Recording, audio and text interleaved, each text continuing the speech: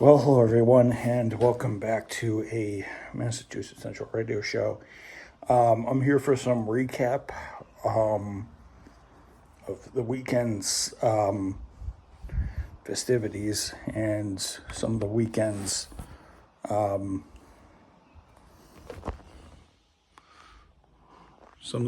activities and some of the weekend's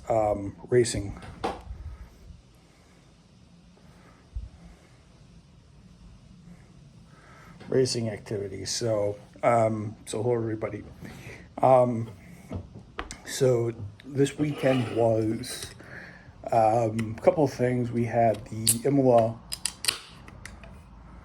Grand Prix at San Marino, or Imola.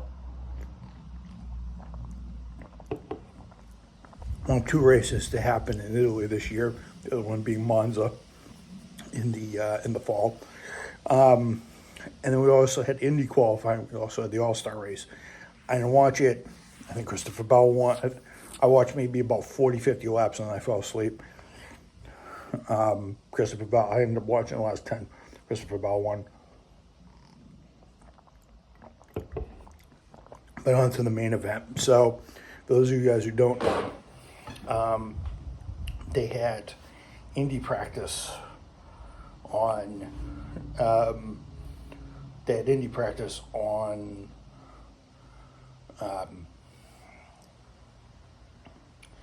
They had Indy practice and qualifying on Friday, Saturday, Sunday. Well, Sunday being yesterday. So Fast Friday was pretty interesting. We were all thinking that people were thinking that the speeds would go higher than they were last year.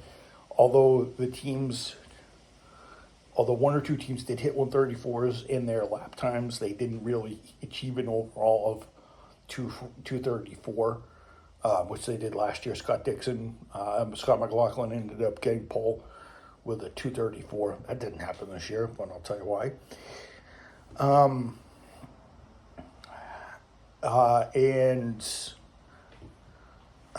So the fastest time to come out of out of Fast Friday pre-qualifying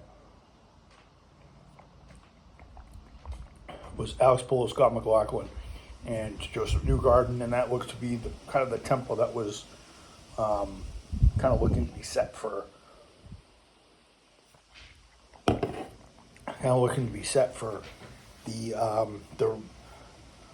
for qualifying on Sunday and Saturday and Sunday. Saturday usually used to determine 13 through 30. Anybody lower than that has to fight through 31 through 33. Although those places have been changed due to some shenanigans by a certain team. I'll get to that in a minute. So they had a practice session on Sunday morning, and was watching the highlights, and Scott McLaughlin wasn't qualifying, and I figured out that he had and I was reading, and I was looking it up, and he had a massive crash, so he wasn't taking part in qualifying for the top 12, and then the Fast Six, obviously that would shoot for pole at 5-6 o'clock,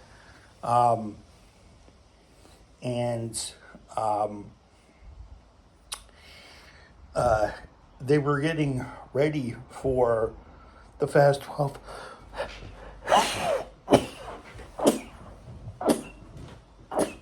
They were getting ready for the top 12, and mysteriously, Justin Newgarden and Will Power's cars were getting pushed out of line, and they were running them back to their pit stalls, and they could see hacksaws and little grinders on the back of the car, and it was found in and it wouldn't be found out too much later that they were actually grinding off resin or epoxy or adhesive off a part in the rear of the car, part of the car. So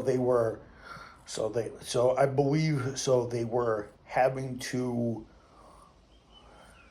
So Will Buxton, James Hinchcliffe, and Townsend Bell were making a huge deal about it, saying that you couldn't do anything more than the wings or the weight jacker or the ride height or the tire pressures to make sure the car gripped properly into the 500, into the 500, and they were making comments about how this isn't right. They shouldn't be doing this. Usually they're locked. Usually their setup is locked in. They can't make any modifications other than tire pressure, front and wing adjustment, front and rear wing adjustments, and that's about it. Once you have your thing locked in, you can't touch the car past that. Other than that, you'll get obviously from the stewards. So they actually went on with qualifying, and they only had 9 cars that would go into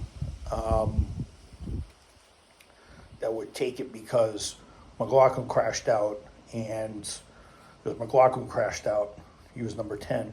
Number 11 and 12 were in question. It wasn't until like the second or third car that they said, they're not going to be taking part in the qualifying session. And they said, we're going to have 9 runners. So the list went. So it went to, so the runners were Alex Polo. So I believe it was Alex Polo, Scott Dixon, Colton Herta, I believe, was also in there. Not Rias VK. He was going to be deemed in the danger zone. Schwartzman, Marcus Armstrong was also another one. Takuma Sato, and Paddle Award were kind of all in there. And I noticed that the teams were only floating around the 131, the 231 to 230 range. The speeds were a little lower this year. And I think it was alluded to by Joseph Newgarden that the cars were a little heavier, and they were a little bit more sensitive to the wind, and there was quite a bit of wind on Friday, Saturday, and Sunday. And that extra 100 pounds from the hybrid system, even though they had an extra 150 horsepower at their fingertips with the push to pass and everything like that, it really didn't seem to really push the speeds up all that high. And I don't think the teams were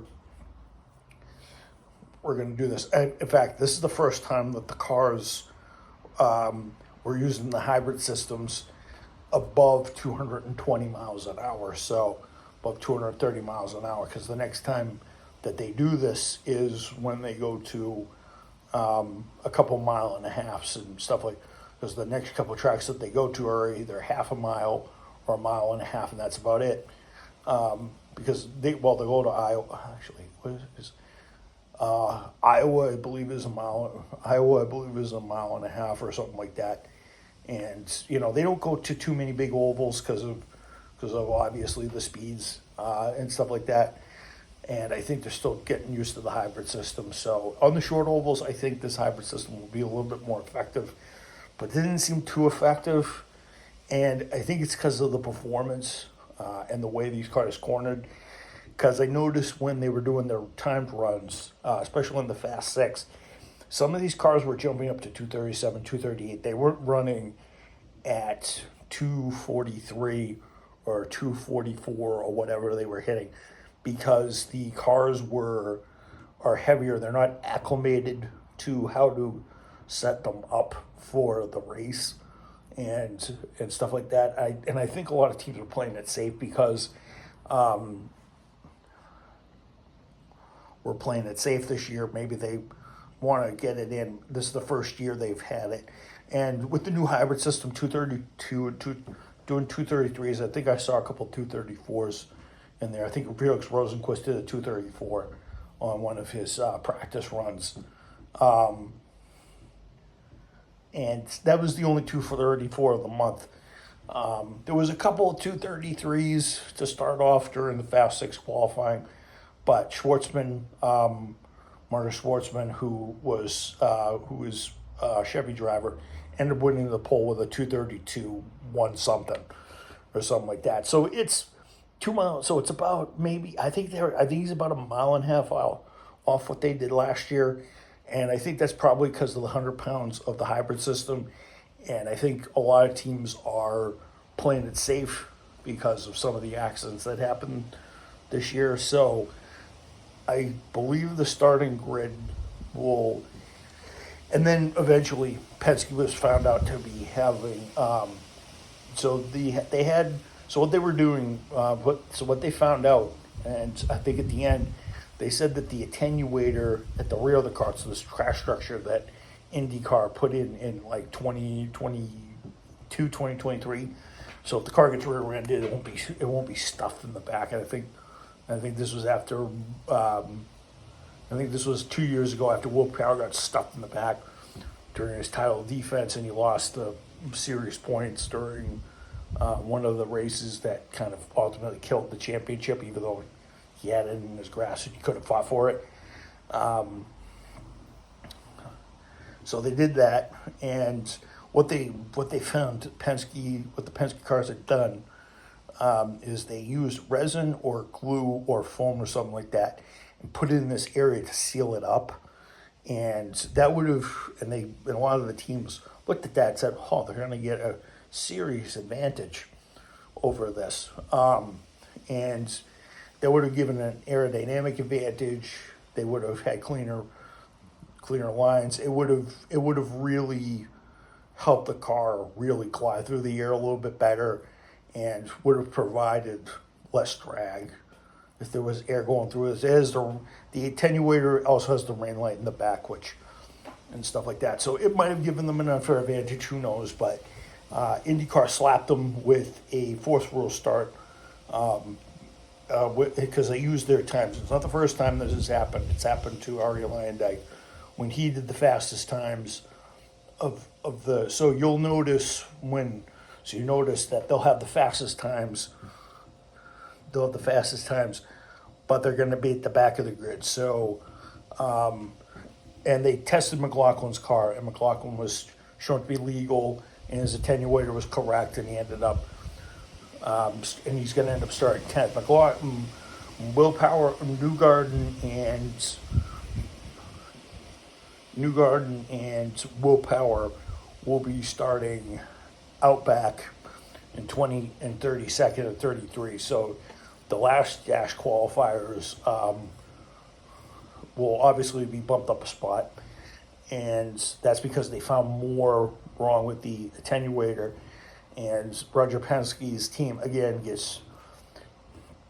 gets shade thrown on them because they decided to cheat again, even though they were trying to cover it up. Although IndyCar kind of saw their ploy, didn't go for it. They said, "Ha, you fooled us once. You fooled us once. Shame on us. You fooled us twice. Shame on you." The third time, I don't know if they're going to be too happy with Penske if his team keeps doing this. I think ever since Penske let Cindric take over the team, I think they haven't really been doing all that well. Not us, Cindric, Tim Cindric, since he took over the teams. He really hasn't been keeping the cars clean, and it kind of shows that he hasn't won a championship. They haven't won a championship in a while because of this, and I really feel bad for Scott McLaughlin, who probably had a shot the last couple of years to actually win something and win handily. Although he might have a chance to win on Sunday, I don't know what it is. Marcus Schwartzman, who drives for Chevrolet and is qualified with a 232 and change. So congratulations to him, but not congratulations to Penske for cheating one more time.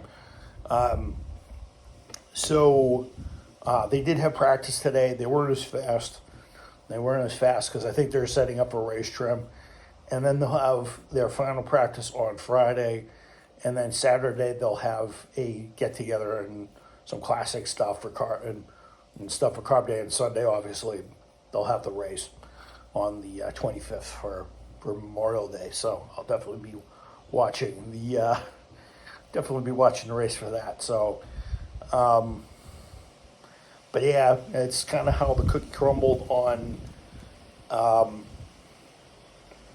the IndyCar stuff, and it just stinks that Roger Penske could have been in the show, but he decided to not. So I feel great for Scotty Mack because his team did the right thing, while Will Power and New Gardens too didn't do so great. So it's going to be a tough race for Will Power New Garden.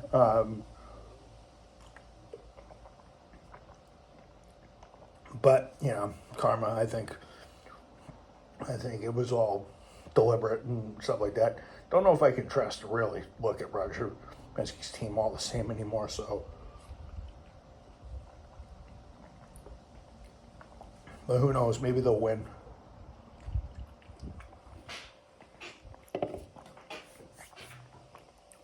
If New Garden ends up winning, they did have fast cars. So if New Garden ends up winning his third in a row, and gets one closer to tying Foyt, Unser, and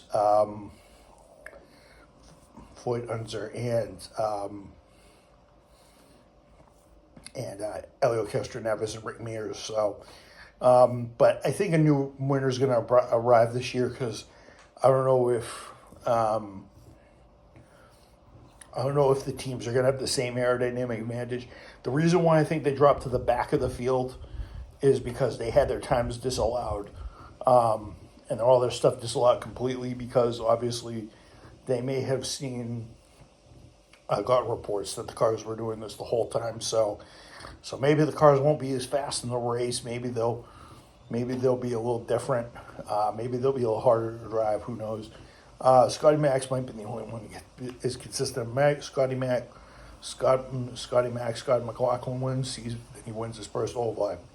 That'd be great. That'd be great for him to get the captain, a win with a legal car, with a car that's legal. So, but yeah, that's my take on the racing weekend and the IndyCar stuff.